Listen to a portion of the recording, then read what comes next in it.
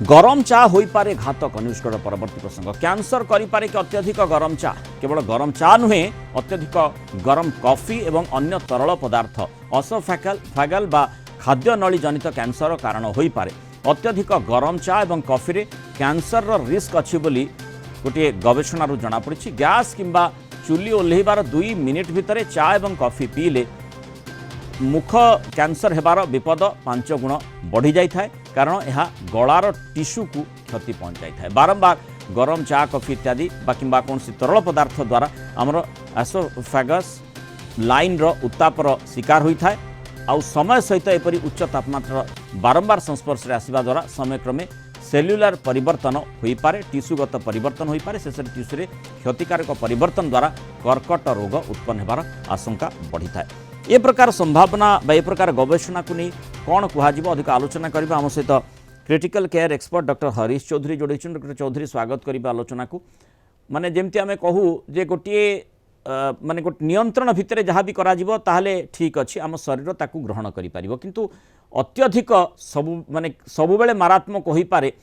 ये गवेषणा से कथाटी को दर्शाउछि कि अर्थात अति गरम चा अति गरम कॉफी बारंबार पीवा द्वारा कैंसर भली घातक रोग हो पारे कि 26 तक इस देश से नक्सलवाद खत्म करना है। उस दिशा में डॉक्टर चौधरी छत्तीसगढ़ की सरकार आज्ञा शुणी पार्टी आज्ञा जहाँ स्टडी कहूँ अनेक जगह चाइना रे साउथ एशिया रे साउथ अफ्रिका रे किछि अंचल रे इसोफेजियल कैंसर सहित गरम चा बा गरम कॉफी पीवा अभ्यास दुईटी तथ्य को अनुसंधान कराइतला एवं से अनुसंधान रिपोर्ट जना पड़ी जो माने गरम चा बा कॉफी बा गरम बिवरेज अधिका पियंती सेमानक क्षेत्र रे इसोफेजियल कैंसर अधिका देखा है। किंतु एमिति बहुत क्वचित स्टडी अच्छी जो कि सीधा सड़क भाव में कॉफी बा चा को कैंसर संग जोड़ी हम।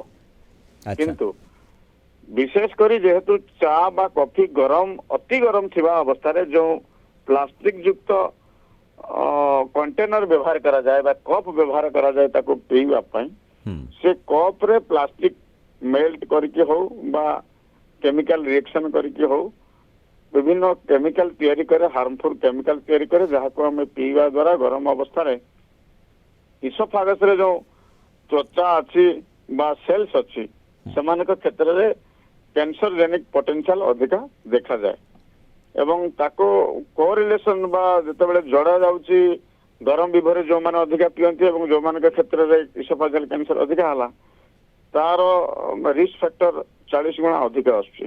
सेति पय कोआउची जे जो माने 60 डिग्री रो अधिक टेम्परेचर रे थिबा चा हो बा कॉफी हो हठात के पियंती सेमानक क्षेत्र रे कैंसर रो रिस्क बा संभावना 40% अधिका। एक WHO विभिन्न आर्टिकल स्वीकार कर क्षेत्र गोटे गैस्ट्रो इसोफेजियल रिफ्लक्स डिजीज हुए अर्थात कि जो मानकर बारंबार बारंबार हाइपर एसिडिटी हुए एवं पार्टी रे खटा भलिया लगे अम्ल आसी जाए से मानक क्षेत्र में अधिक इसोफेजियल कैंसर देखा जाए।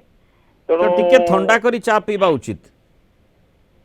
हाँ नख उषुम जोटा आम कहे जेकोसी खाद्य पदार्थ आम साधारणतः कौन खाद्य पदार्थ अति गरम बा 100 डिग्री टेम्परेचर अधिका गरम खाद्य खाऊना। साधारण भाव में आम नियमित जो खाद्य खाऊ ता भी नख उषुम खाद्य खाई था। किंतु साधारणतः जितेबाला अति ठंडा रे आम चा बा कॉफी पीऊ किसी लोक बहुत गरम 100 डिग्री अधिका टेम्परेचर थिबा चा कॉफी पीवा पसंद करन माने जीभ फोटका हे गले मध्य पीवा पसंद करिथांती। बस सेही भलिया क्षेत्र रे अधिक हाइपर एसिडिटी सिंड्रोम होबा बा गैस्ट्रो इसोफेजियल रिफ्लक्स डिजीज होबा बा खाद्य नली रे कैंसर सेल्स तैयारी होबा सी प्लास्टिक युक्त कंटेनर जोगु हो बा किसी गोटे केमिकल रिएक्शन है कि हो नजर रही एवं यदि आम जो तथ्य को अनुसरण करवा जो मान क्षेत्र में अधिक गैस्ट्रो इसोफेजियल कैंसर होची बा इसोफेजियल कैंसर होची एवं से माने अधिका चा कॉफी पीउचंती कि ये दुईटी तथ्य को जतेबेले मिलित भाव में अनुशीलन करा होची सेतेबेले देखा होची जे प्रकृति रे जो माने अधिक भाव में गरम 100 डिग्री टेम्परेचर अधिक गरम तरल पदार्थ चा हो कॉफी हो बा जेकोसी गरम पदार्थ हो पीउचंती सेमानक क्षेत्र में ये इसोफेजियल कैंसर हार अधिका। बहुत धन्यवाद डॉक्टर हरीश चौधरी आलोचना रही मतामत रखि।